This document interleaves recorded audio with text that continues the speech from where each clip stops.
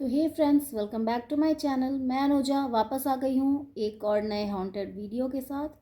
तो आज की स्टोरी बेस्ड है एक हॉन्टेड डॉल के ऊपर, जिसका नाम तो आपने सुना ही होगा, एनाबेल। और ये नाम सुनते ही जैसे कि रूहें कांप जाती हैं हमारी। इस पे मूवीज़ भी बन चुकी है और ये मूवीज़ काफ़ी रियलिस्टिक लगी हैं हमें। बट आज उसके बारे में हम बात करेंगे कि आखिर क्या थी इसकी स्टोरी, रियल स्टोरी क्या, और क्या बच्चे क्या बड़े सभी इसकी मूवीज़ देखना पसंद बात करते हैं एनाबेल डॉल के बारे में। दोस्तों, आज हम जिस कहानी के बारे में बात करने जा रहे हैं वह एक भूतिया डॉल की कहानी है, जिसको कि हम एनाबेल नाम से जानते हैं। दोस्तों, आपको वह सच्ची कहानी नहीं पता जो हम आपको आज बताने जा रहे हैं। ये एक भूतिया गुड़िया की असली कहानी है। आपने आज से पहले जो भी भूतिया गुड़िया की कहानी सुनी है वह सभी असली नहीं होगी, लेकिन जिस गुड़िया के बारे में हम बात करने जा रहे हैं वो आज भी इस दुनिया में है। इस गुड़िया को कोई भी अपने घर में नहीं रखना चाहता। इसकी वजह जानकर लोगों की रूह कांप उठती है। कि आपने किसी हॉलीवुड हॉरर फिल्म में भी इसके बारे में देखा या सुना होगा। कहा जाता है इसकी असली कहानी कुछ और ही है।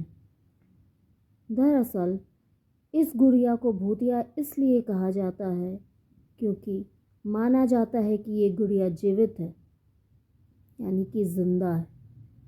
फिल्म एनाबेल क्रिएशन में इसके बारे में जो दिखाया गया है वो इस गुड़िया की सच्ची कहानी से अलग है। अमेरिकन लेखक जॉनी ग्रोएल ने सबसे पहले अपनी एक रचना में इसका जिक्र किया था, लेकिन सच ये है कि बेहद रहस्यमय ढंग से यह डॉल उनकी ज़िंदगी में आई थी। इसके बारे में जानकर आपको बेहद ताज्जुब होगा। दरअसल बात उस वक्त की है जब लेखक जॉनी ग्रोएल बच्चों के लिए एक किताब की श्रृंखला की रचना करने जा रहे थे। उन्होंने रेजरी अन सीरीज नामक एक किताब के साथ एनाबेल डॉल को मार्केट में लॉन्च किया था। उनकी यह किताब लोगों के लिए बेहद रोचक विषय थी। डॉल के पीछे छुपी अनोखी कहानी ने लोगों को इसे जानने के लिए मजबूर कर दिया। बात उस वक्त की है जब जॉनी ग्रोएल को अपने घर के बैकयार्ड में यह डॉल मिली थी। जब उनकी बेटी मार्सेला पैदा हुई तो उसी डॉल से वह हर वक्त खेलती रहती थी।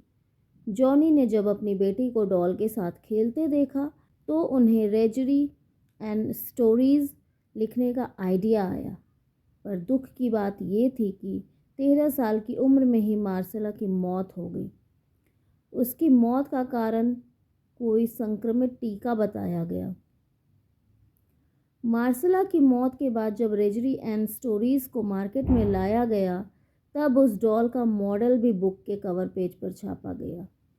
ये मार्सेला को श्रद्धांजलि देने के कारण ही लॉन्च किया गया था। पर हैरानी की बात ये थी कि मार्सेला की मौत के बाद असली एनाबेल डॉल जिससे मार्सेला खेला करती थी वो अचानक घर से कहीं गायब हो गई।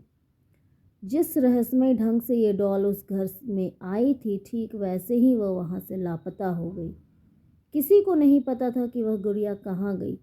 जॉनी ग्रोएल ने उसके बारे में पता लगाने की काफ़ी कोशिश की, लेकिन उसका पता नहीं चला। और फिर एक दिन वो असली डॉल एक एंटीक शॉप में मिला। ये बात है साल 1970 की। एक नर्सिंग स्टूडेंट जिसका नाम था डोना, उसकी माँ ने डोना को ये डॉल गिफ्ट की थी। लेकिन डोना ने डॉल को पाने के बाद से ही उनमें कुछ अजीब सी चीज़ें नोटिस की। डोना ने देखा कि डॉल अपने आप ही पोजीशन चेंज कर रही थी। कभी कभी डोना डॉल को एक रूम में रख के कहीं बाहर जाती थी तो वापस लौटने पर वह डॉल उसे वहाँ नहीं मिलती थी। तलाशने पर उसे वह गुड़िया घर के किसी दूसरे कोने में मिलती थी। एक दिन डोना के कमरे में लौटने के बाद देखा कि डॉल के हाथ और पीठ पर खून के धब्बे लगे हुए हैं। वह दहशत भरे ये नज़ारे देख कर के बुरी तरह काँप गई। डोना को समझ आ गया था कि उसके साथ कुछ बुरा हो रहा है।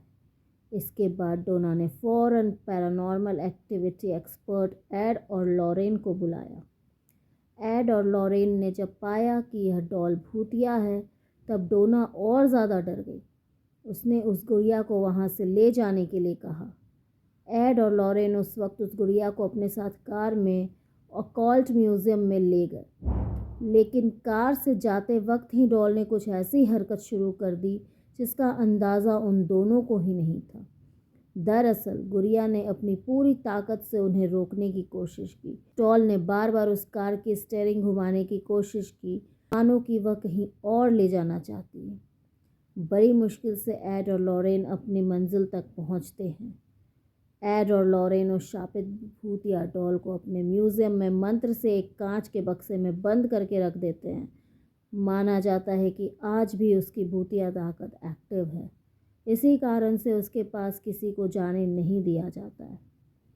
तो दोस्तों, कैसी लगी आपको ये कहानी? आई होप कि आपको ये कहानी डरावनी ज़रूर लगी होगी। चलिए मिलते हैं अगली कहानी के साथ, तब तक के लिए बाय बाय।